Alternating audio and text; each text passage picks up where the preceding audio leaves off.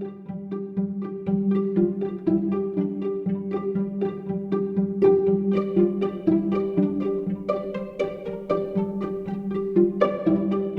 we think about thinking, it seems to be at the core of who we are. And this gets encapsulated in Descartes' famous phrase, "I think, therefore I am." It's probably the most famous phrase in philosophy.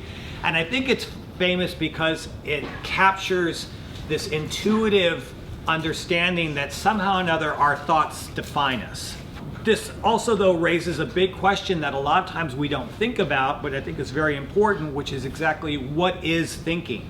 Now, most of the time when we think of thinking, we think of pondering. Auguste Rodin's famous, sculpture of the thinker. It's what we're doing when we're trying to figure out a complicated math problem or what to get our mother for her birthday. It's something that typically happens in the conscious part of our minds. It's also something somehow or another separate from the thinker that is generating it. So I'm here and I'm observing my thoughts, and then my thoughts somehow or another are happening, and they seem to be happening from a source that's both me and not me. They kind of start appearing up from some wellspring of the unconscious mind. And what we're going to see here is that this is all very much an illusion. That when we are generating thoughts, we're also at the same time generating the thinker who's thinking the thoughts and perceiving the thoughts, and all of this is part of a process. And it goes back to something I've said earlier in the lecture, which is what thinking basically is. And it's the idea that thinking is the way we make maps of reality. And our early animal ancestors started making these maps of reality and generating cognition as a way of better negotiating with their surroundings, and also not simply mapping reality, but then making predictions about what they thought was going to happen in that reality. And so what I want to do today, at least for the first half of this lecture, I'm going to take us through a little bit about what cognitive science tells us about what thinking is. Now, this is actually a very challenging thing to do because cognitive science is a huge field. It's just blossomed over the past 50 years. There are many, many different theories about what makes thinking happen, what's actually happening in our minds when we're thinking. We still don't actually have a precise or clear understanding of this. The brain is an incredibly complex organ, and we're still just penetrating many of its mysteries. There are still a lot of different competing models about what thinking entails. So what I'm going to do is I'm going to try to distill this down to a very, very simple kind of model. I'm not going to go too deeply into brain function or the specifics of brain function. And the way that I want to talk about this is really about this idea of thinking is, once again, making these maps and making predictions, and as a way of mapping both sort of an exterior reality and an interior reality, and also situating us in a temporal reality, both in terms of past and future. And I want to do this by going back and talking about something that I've mentioned in a past couple of lectures, which is sort of what are the building blocks of cognition, and how does this trace our evolutionary history as animals? And if you notice from last week, this list tracks very closely with what the Buddha was saying about the 5 aggregates of being. And like I said, I think the Buddha's notions of the aggregates of being were remarkably prescient for how we oftentimes understand cognition. And to do this, I think to really start with this, we need to start with what was the very first form of cognition, and this was sensation. Imagine your jellyfish there. There are neurons that are picking up, a sensory information that we might call G, one that we might call D, one that we might call O. Just these very, very specified pieces of information. And we still have those today. So for example, we have in our body, millions of these things called nociceptors. And nociceptors are basically the types of neurons that are tuned to very specific types of pain signals. So I think for a long time I just generally thought that, a neuron is a neuron is a neuron, that all neurons were basically the same, and that a neuron could pick up like a heat or a prickly or a sharp or a dull pain sensation, and then a neuron would be able to do all those things. That's not how it works. We have different kinds of neurons throughout our body. Now the interesting thing in itself, the nociceptor is not a pain signal. It's just an information signal.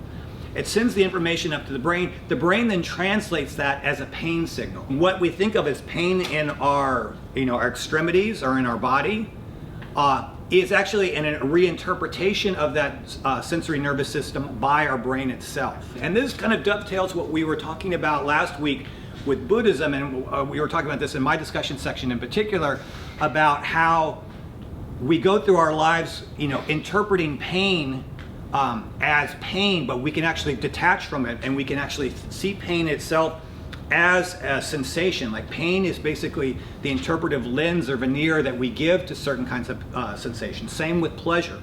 Same as what we'll see with a lot of our emotions. There are ways that we are interpreting these signals, but the signals themselves oftentimes don't necessarily have that kind of valence to them. And so, a similar thing is happening with all of our thoughts. Our thoughts at roots are like sensations. They're basically just information signals that are coursing through our brains, and we are giving them interpretations. Say, for example, I say green ice cream cone. Suddenly that might trigger thoughts in your head. You might think pistachio. And it's much in like the way a sensation operates. You'll have these thoughts in your heads, and we see when we start thinking, it's basically cascades of associations. There are certain triggers that will come in, oftentimes with particular concepts, and then these concepts will then lead to other concepts and other concepts and other concepts and other concepts. In the same way that, like, if you feel the breeze on your face, you respond to that, and that kind of holds your attention, and then you begin to focus on that particular sensation. So what I want to just say by this is that thoughts and sensations, we oftentimes think of them as very different. Oh, I'm feeling something on my hand. I don't typically think of it as a thought. But a sensation is a thought. It's the most kind of rudimentary and basic kind of thought that you process. But sensations are basically thoughts. Now, sensations by themselves aren't sort of, if we were jellyfish, maybe that's all we would have. We would just have some basically very crude sensations. But of course, we're a lot more complicated than jellyfish. We have a much more complicated neural system. And that takes us to the second level of the way thinking happens. And this is perception. And perception is where it becomes really, really important for us. So a lot of times when we think about perception, I think we have kind of a naive understanding about how perception works. So take, for example, say we see an image of a dog here. And I kind of intuitively believe that when I see something like a dog, I open my eyes, or I see all of you before me, like you're just kind of presenting to the back of my head like I would be in a movie screen. Like somehow or another, just my eyes are opening and I'm just sort of absorbing you wholesale, or I'm absorbing the image of the dog into my eyes. That's not how vision works. And that's not really how most of our perception works. Instead, what happens is when we open our eyes, and I'll take vision as an example here because I think it's very poignant. Our eyes break down the visual cues, basically all the light rays that are coming into our eyes, and break them down into particular elements. So there are elements that are lines, there are elements that are colors, there are elements that are certain directions of lines. And so your eyes, the famous rods and cones that are in your eyes, are basically disaggregating all of the sort of light imagery that's coming into you and sending all of these disaggregated bits back to your visual cortex, which is in the back of your head. It's at the back of your head then is re-aggregating these, and it's re-aggregating them, and this is into something that I would call a concept. And a concept can be an image, a concept can be an idea, a concept can be a total sensation. But the idea here is, so the brain basically is translating all of these little ocular bits of information and re-aggregating them together. And so, for example, we could take the image of the dog here and we could say, oh, it's a dog. Or depending on your culture, you may take the image of the dog here and you could say, oh, it's God. And this leads us to a really, really important thing about perception.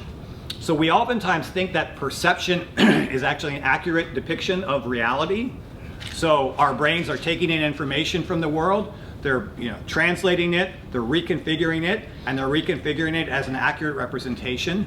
But that's not what's happening at all. Perception is almost inherently a fundamentally biased process. We never really see the world as it is. We always see the world in translation.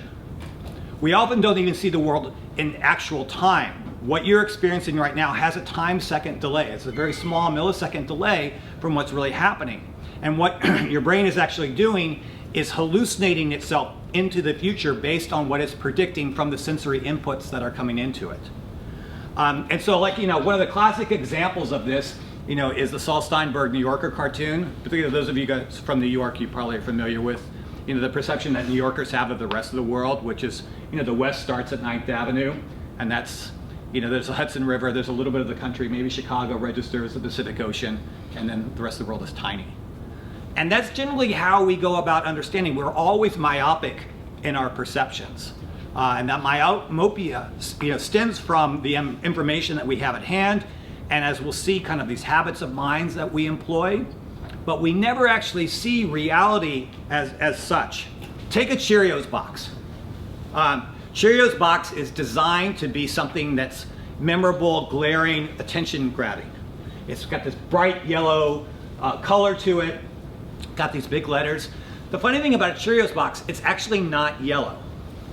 Yellow is an interpretation we give to it. All the box is doing is observing certain kinds of light waves and reflecting other ones. And then the ones that that wave that it's reflecting, our eyes take in and we interpret it as yellow. And so we say, oh, the Cheerios box is a yellow box. But the box is not yellow. It just has properties that reflect a certain wavelength of light. If you are a different animal and you had a different kind of visual system, like your dog will not see the Cheerios box as yellow. It will see it as a different hue.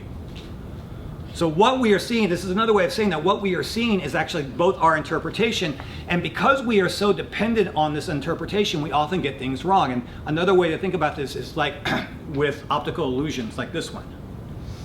So when you look at the screen here, it looks like you see movement. Your eye is tricking you into seeing movement on the screen, but nothing is actually moving. This is a static image, but because of the arrangements of the colors, we oftentimes see this. Or, an even more kind of blatant example of this. Like, it really looks like these cubes are moving. And this is, once again, how our brains trick us. We think that we're getting kind of perceptual information coming in, and our brains translate this information into a certain visual tableau, and it's easy to trick our brains if we use just a few kinds of tricks. And this happens with all of our perceptions. And I think what's important for us in understanding is that some of our greatest distortions in our perceptions come about ourselves. For example, it starts at the root feeling of our own being. We think of ourselves as singular, as stable, as eternal, as coherent. But once again, this is a way our brains are fabricating this experience of self. As I said earlier, remember, you're made up of trillions of constituent parts that are in constant frenetic motion, that are in constant regeneration. We don't really experience that, we don't sense that. Instead, what we have is an experience of self, which is this hallucination, really. It's an illusion that our brains are fabricating about who we are and what we are. It goes beyond that, though, and I'm going to talk later about this, but we also then get overly attached to our names, our identities, the labels that we apply to ourselves. I think we also greatly overestimate what other people think about us. There's an inherent narcissism that gets kind of folded in within our egoistic self in terms of our self-perceptions. And part of the reason for this goes back to what perception does. Now remember, when we're thinking about the animal self, what is the animal self there trying to do? It's trying to create maps of reality and then generate predictions based on those maps.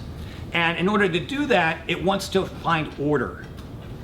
So when we're generating perceptual schemes, our minds are trying to find systems of order out there so it can make accurate predictions. And when we encounter uncertain kinds of information, when we encounter things that are ambiguous, it oftentimes stimulates a lot of anxiety for us. We then are motivated to try to find some order, or establish some kind of order in this perceptual scheme, and we will do so until we can. And so there are a number of different parts to this to think about and bear in mind. And I want to start with one here. Has anyone ever seen this image before? Does anybody recognize an image here? Right now it just looks like a smear of dots, right? Like an abstract painting. Does anyone see what's actually there? What it's a picture of? It's actually a picture of something. Is it a cow? Yes, it's a cow. Okay, some of you are seeing the cow. Anybody else see the cow? Yeah, and it's funny, once you see the cow, you're like, oh, yeah. All right, so those of you who can't see the cow, here's the cow's nose. There are its eyes. That's the length of its back. This is its body here. You guys see the cow now? This is its face. This is the side of its face. It's in shadow. It's turning its head. You know, it's like this. It's going, See it now? Now, here's the funny thing about this. We go back here and say we get away from that. Now I show you this image. Those of you who actually saw the cow, what do you see now? It's unavoidably a cow. No longer is it just a rambled garb of images. It is always a cow. You can never now go back to the disorder that was there before. Once perception kicks in, once you get a perceptual frame of reference about a set of stimuli, your brain is very, very sticky about this. It holds that because it wants order. It wants that kind of certainty. This is going to be very, very important when we start thinking about consciousness and the self. And I want you to just keep this in mind. When we encounter ambiguous information, we want to put order on it. And once we put order on it, we get very stuck in that way of thinking. And that goes back to sort of what, cognition and how perception works. Now, it's not just perception that's a part of this. This leads us to the other big part of thinking, which is memory. Memory is the way that our brains basically store information. They store the information that they gathered from reality. Remember, as we're sort of making maps of reality, making predictions, we're continually updating those maps. We're continually updating our predictions. We want to become better predictors. We want to have more accurate maps. And most of the way this happens is unconscious. Now, every moment your brain is storing a memory. Now, most of those memory, the vast, vast majority of them, it stores just for a very short period of time, and then it lets go. Maybe you had a memory right now that you can bring up of what I just said 5 minutes ago. And if you think about it, maybe not. If I go back up here and I start talking about the Cheerios box, oh yeah, we were talking about the Cheerios box. It kicks back up again.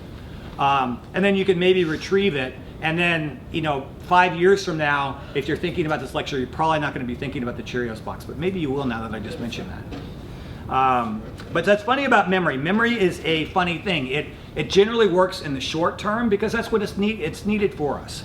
But there are certain kinds of things that get stored in long-term memory. And this is basically how we learn as a species. So when we are born, we are just memory sponges. What we are trying to do is establish patterns and establish predictions. And that's learning. That's basically what learning is. And memory is a big part of that. Memory is about really pattern establishment and sort of associative recognition of different stimuli. And a lot of times we do that is with visceral experiences. So for example, let's go back to your warm ancestor, who lived maybe like 560 million years ago. Your warm ancestor was storing memories in a very, very crude way. So say it had sensory inputs just like it's your jellyfish ancestor. There was a G, a D, an O, kind of specific things. But what your worm ancestor started doing, and I don't think jellyfish do this, but I know that worms do it, is making kind of associations with those stimuli. It basically evolved what was the rudimentary basis of pain and pleasure. It established valence with respect to certain kind of stimuli. So maybe it had a stimuli that then provided it nutrients. And so, that was good. And it associates that with a positive sensation, a positive experience. Maybe there's a stimuli that always gets accompanied with some sort of negative experience. So that's a negative stimuli that's there. This is basically what is at the basis of classic operant conditioning. I don't know if those of you have had intro to psychology. This is one of the foundational ideas in psychology that goes back to Pavlov, which is that animals learn and change their behavior and make perceptions based on associations of stimuli with things that have positive and negative valence for them. And this is an important thing for us. So many of our memories really are not so much about facts. Yes, we can memorize facts. You guys are extremely good at memorizing facts. You're University of Chicago students. After all, that's how you got here. But probably our deepest memories, the ones that we store in a really, really hardcore way, are ones that we associate with particular emotional states. The ones that, if you go back and you think about, Proust thinking about the Madeleine cake and sort of the sensation of eating the Madeleine cake. You can think about what are your memories of childhood. Well, a lot of them will be what is your happiest or saddest memory. Or if you think about the strange, weird memories, typically there's kind of a peculiar emotion attached to it. Emotions are very, very important for actually how we store and encode memories. And memories are really, really essential for perception, because what we're doing here, if you go back to the image of the cow once again, is remember, as we're learning and developing, we are taking information, sensory information from the world and information from the world, and we're beginning to order it. And we're beginning to find order and certainty within that information. And then once we get that order and certainty, we get established in that routine. And that's how we begin to see the world. Suddenly we always see the blur of images here as a cow. Does anyone still not see the cow? A couple of you? Really? Nose right here, eyes are here, it's its head. Now, this also begs the question, we were talking about what thinking is. Well, what is memory? And, it's interesting because memory is one of those things I think we oftentimes misperceive as well. I for a long time thought that memories were stored in individual neurons. So, there was a neuron that had, contained the opening riff to Purple Haze or Jimi Hendrix, and there's a neuron that holds, the image of my dog Aesop. And the funny thing about this was when I was in college, I had some joke with my friends, that we thought we could basically destroy all the traumatic neurons that held the memories of our childhood with enough tequila. So we would that was our justification for drinking tequila. It's like, okay, we're gonna erase our childhood bad memories. And that might have worked for the night. It didn't really work on the long term. And there's a reason why the tequila strategy doesn't really work. We don't store memories within individual neurons. Just in the way that we break down sight in our visual field into individual elements and then re-aggregate those elements together, the same thing goes with memories. We actually store memories in the synaptic connections between neurons and the neurons that have particular elements. So for example, picture the Cheerios box in your head for a second. Just close your eyes and try to picture the Cheerios box in your head.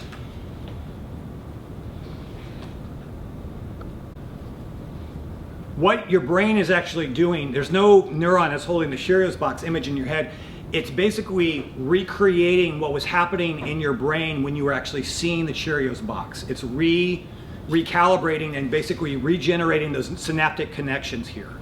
And this takes us to a very, very important thing to understand how our brain works, which is that our brains are not composed necessarily of just parts. They're actually much more oriented around connections. And this is actually kind of a counterintuitive idea, and I think it goes back to our cultural history. So if you go back to, say, for example, the 19th century, when people were trying to first understand how the brain really worked, they knew the brain had these different elements. They would do dissections of brains and they would see these different parts. And one of my favorite examples of this was this guy, Franz Joseph Gall. He was a German doctor, and he invented what was basically called phrenology. And he had this idea that different parts of the brain composed to different kinds of personality states. So there was a part here that was for love, there was a part here that was like sublimity. And then he basically said you could tell a lot by someone's personality by reading the shape of their skulls, and then they would look for bumps in the skulls to see what you were like. It was like the, knowing you're an INTJ, but looking at your skull shape. And this was extremely popular in the 19th century. So there were all these phrenologists that people would go to get sort of readings of their head shape. Fast forward about 100 years, and a doctor named Paul MacLean said, well, if you look at comparative neural anatomy, and you look at the brain, there seem to be three component parts of the brain. There is what we call the lizard brain or the reptilian brain, which seems to be most ancient in origin to us. It's shared by all vertebrates, and this is the part of the brain that's at the base of the brain skull, and it generates automatic brain functioning. So heartbeat, breath, adrenaline, perspiration, all the things that basically are just keeping the body going. And like fight or flight responses are basically there.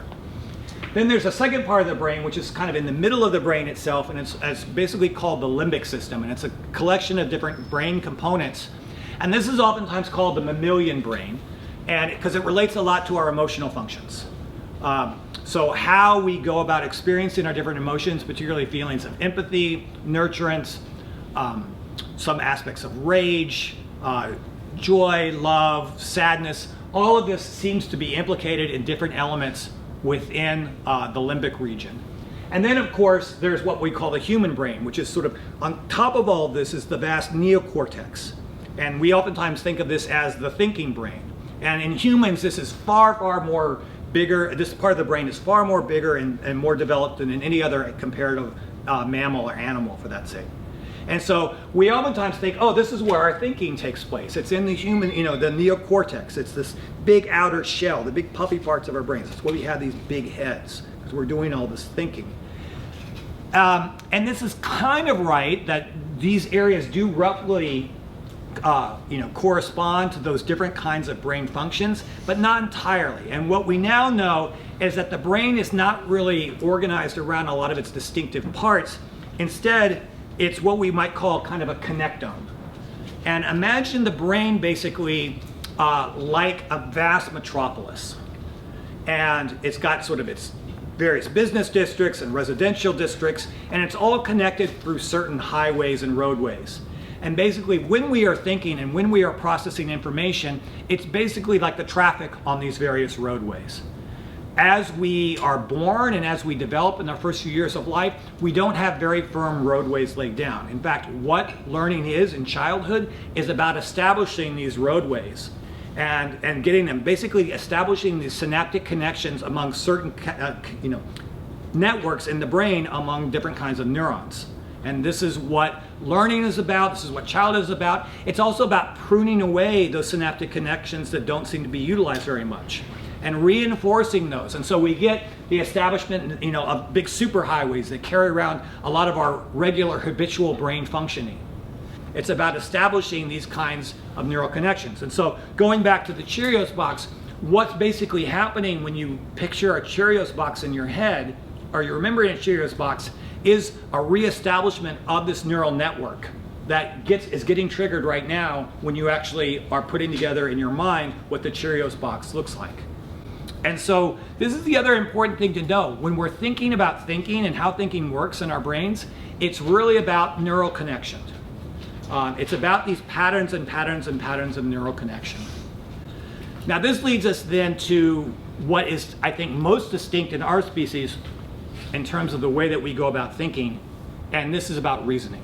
If perception and meaning is about the formation of concepts, it's taking all of these little individual bits of information, aggregating them together into concepts, storing these concepts in the neural connections to make memories, what reasoning is very interesting. It's actually about deliberately manipulating concepts in a new way. And so when we think about reasoning, we can actually think about two different kinds of reasoning here. There is concrete reasoning, and that's the kind of reasoning we do when we're just like operating with objects here, and I'm just sort of stacking objects up, or I'm working with that. And then there's abstract reasoning. Now, most animals only do concrete reasoning. So yes, there are animals that can do some basic reasoning, like for example, chimpanzees, can manipulate sticks and stones in their environment to make things happen. But they're pretty much limited to what they have at hand. And the reason why they're so limited is probably because they don't have language. And this is why our hominid ancestors, if you go back and look at Homo erectus, they pretty much plateaued technologically, and they don't have a lot of technological advances. They have some basic stone axes and some fire. And that's because all they could really reason with at this point was what was in front of them. Once you get language though, once you're able to have abstract concepts, once you're able to sort of bundle concepts together in new formations, your capacity for abstract reasoning then takes off. We can suddenly begin to make associations and understand associations between all kinds of abstract concepts. I mean, think about what is happening at this moment. I am communicating to you with words. How you're understanding what I'm saying to you, yeah, I'm putting up some images here to kind of help reinforce that. But basically what I'm communicating to you is with abstract concepts here, these words. If none of you spoke English, it would just be like noise. It'd be like, in Peanuts cartoons, when the little kids hear the parents talk, it's wah, wah, wah, wah, wah, wah, wah. that's what it would be, but we're translating this into particular concepts. How is thinking happening here? So we've got all of these processes here. When we think about reasoning, once again, we typically go back and we think about kind of deliberate reasoning here, Rodin's sculpture, it's thinking there. But now the model within cognitive psychology that I think is very useful for us, it's kind of what's known as dual process thinking. That when we are thinking, we actually use two kinds of thinking processes here. And this is oftentimes what's known as system 1 and system 2 thinking.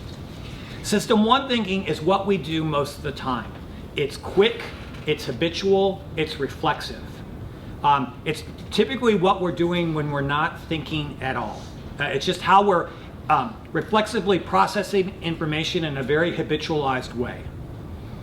System 2 thinking tends to be slow and deliberate and ponderous.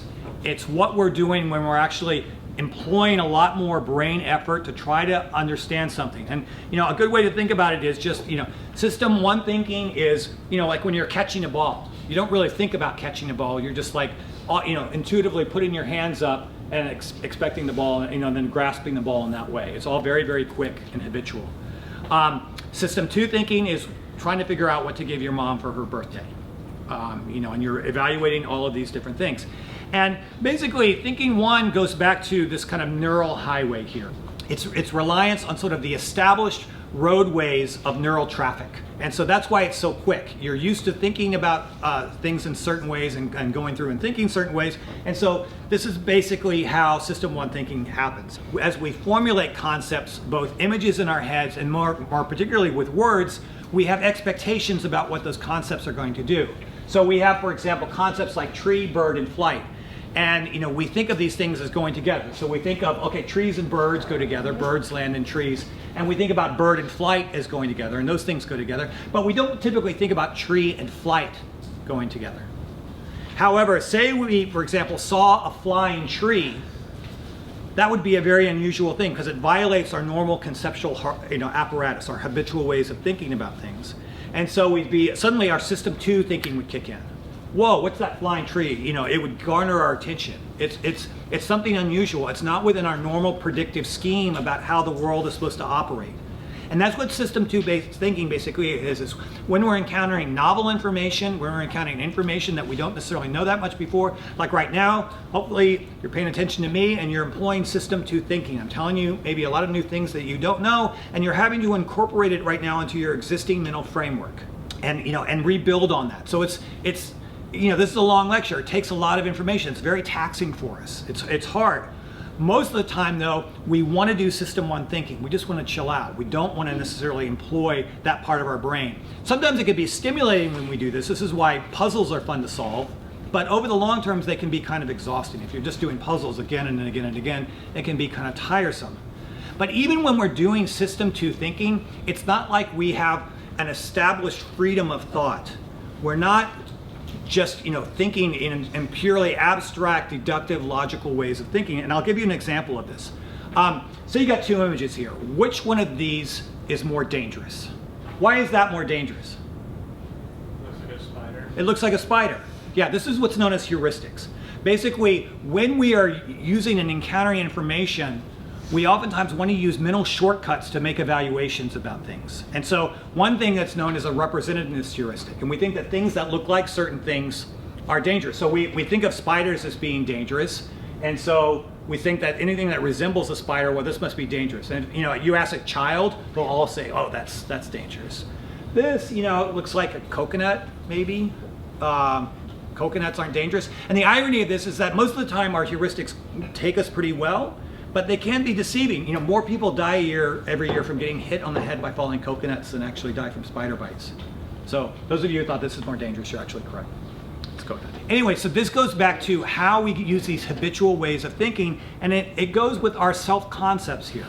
Our self-concepts are very sticky. They're very habitual. Most of the time when we're thinking about ourselves, we're using system 1 thinking.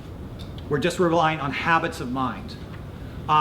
What this class is about in the frames of cognitive psychology is about getting used to use system 2 thinking to reconsider your self processes. This leads us then to the other part about thinking, which is the kind of the best part of system 2 thinking, which is imagination.